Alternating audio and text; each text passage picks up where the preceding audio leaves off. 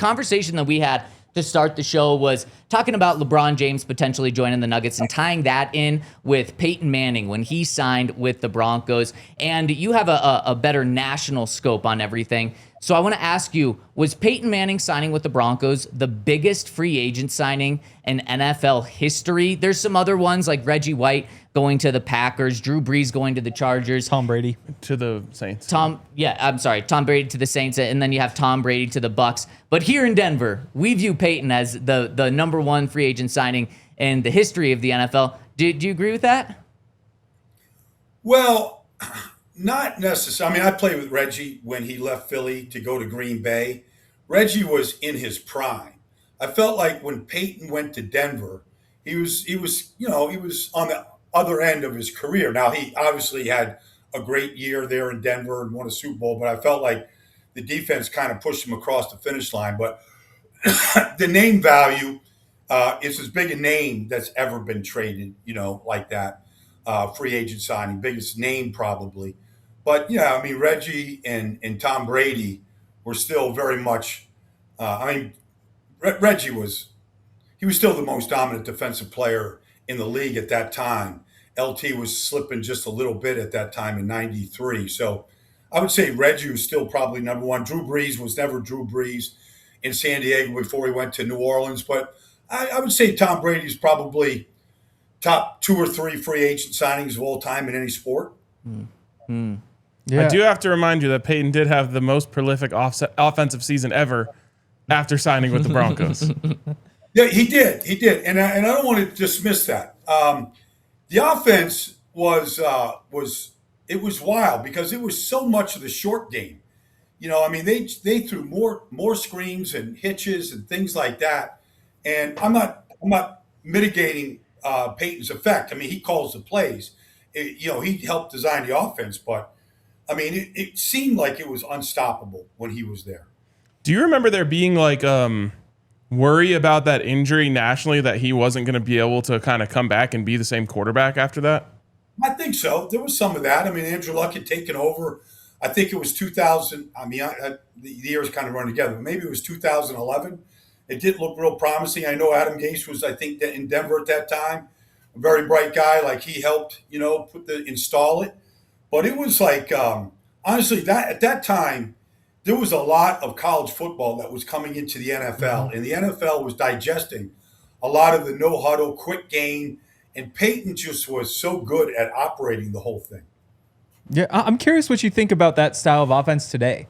Because, it feels like teams are getting into more of like the one-read stuff for a bunch of quarterbacks.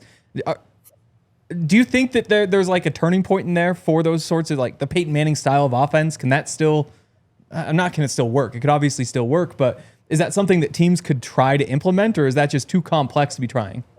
The problem with no-huddle offenses has always been, I mean, it's a great change of pace.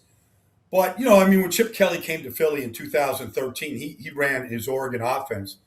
And it produced a lot of points. It also produced a lot of 3-and-outs, and the defense got ragged real quick. I mean, if you're not converting third downs and staying on the field in that offense, your defense is getting gassed. And so that's the issue with the no huddle. If you try to implement that and run it as a big part of your offense. The quick game, like, honestly, I just put together the screen game has always, in my mind, been, that's the job of the defensive line. They've got to stop that before it gets started. And I feel like these guys they've seen so much of it now. There's so many indicators that this isn't a drop back pass. This is going to be a quick screen, a spot screen, a jailbait screen, some of these screens that are out there. I think the defensive linemen, they don't mind getting off their rush and going to make a play. You tackle the slot receiver for a 2-yard loss, it's as good as a sack.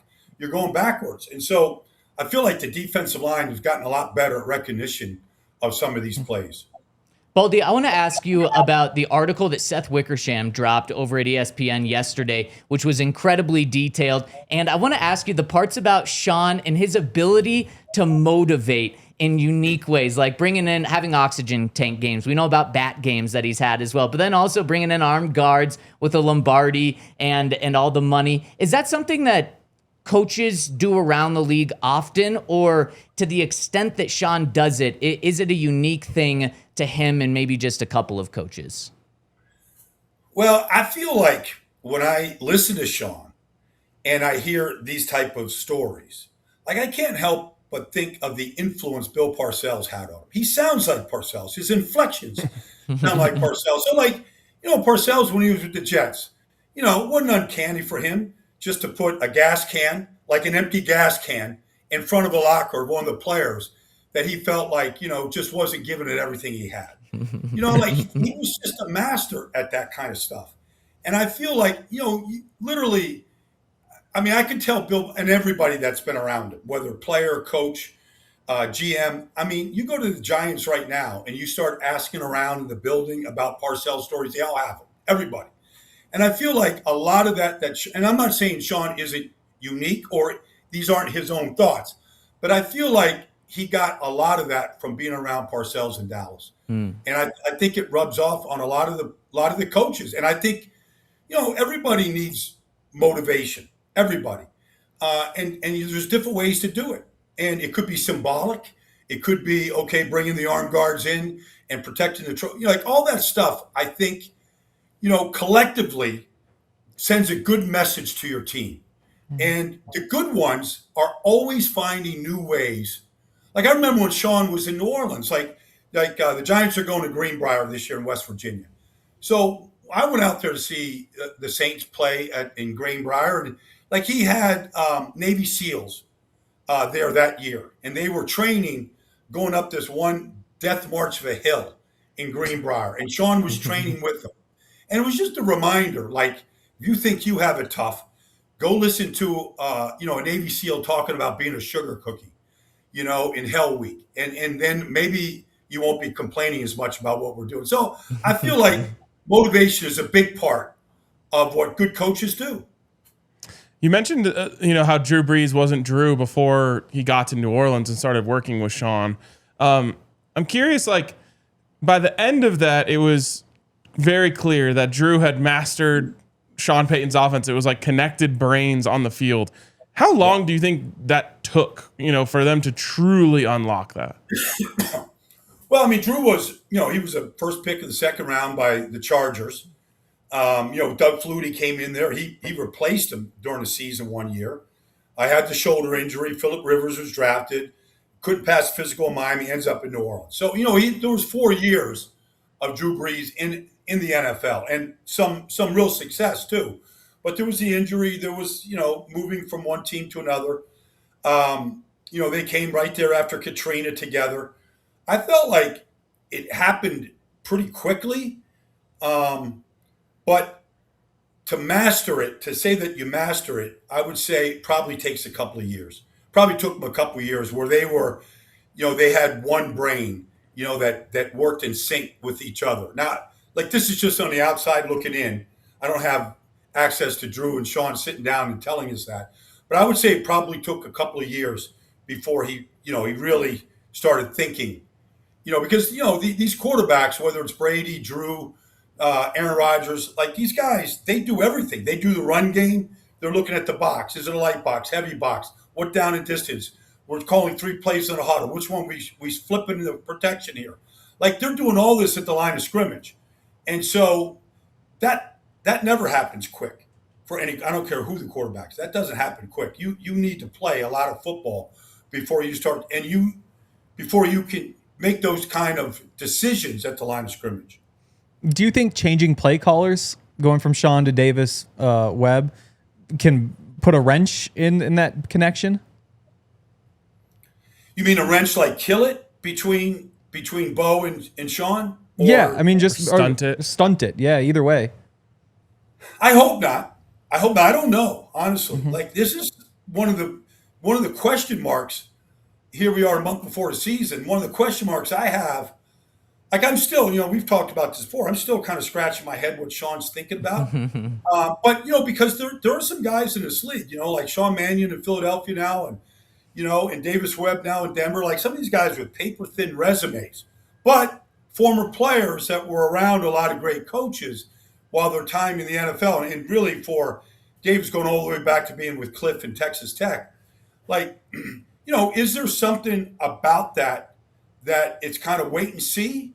Is it something where it really doesn't matter because of how they game plan all week long, where you kind of know what all of the changes and the audibles can be based on the preparation that week? They open up with Kansas City. They got Jacksonville. Like, they've got a tough schedule to start. We're going to find out real quick. I mean, Jacksonville went to Denver last year and smoked you.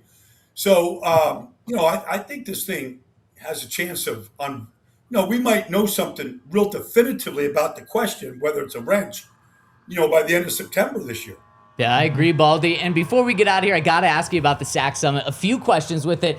First, was Vaughn the architect of all of these summits that we now see? The offensive line has a summit. The SAC Summit's now grown. We also see tight end U going on. But Vaughn started the SAC Summit, and wasn't the SAC Summit the first one? Yeah, it was the first one. In fact, this is the 9th year.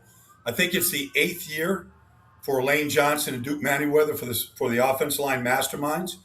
Tight end U is probably like maybe 5th year there in Nashville.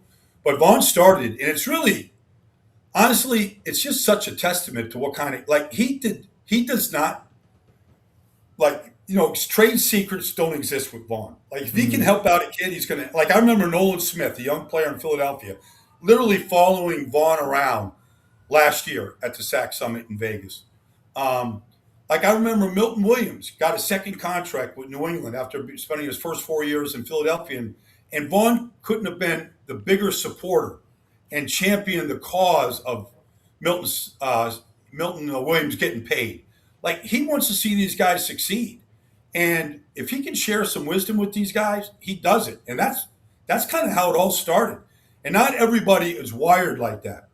But, like, Vaughn is just freewheeling with talking about it. And I've seen so many guys. I saw Caleb Von Chason have a breakout season last year. And what did he do? He came to the SAC Summit.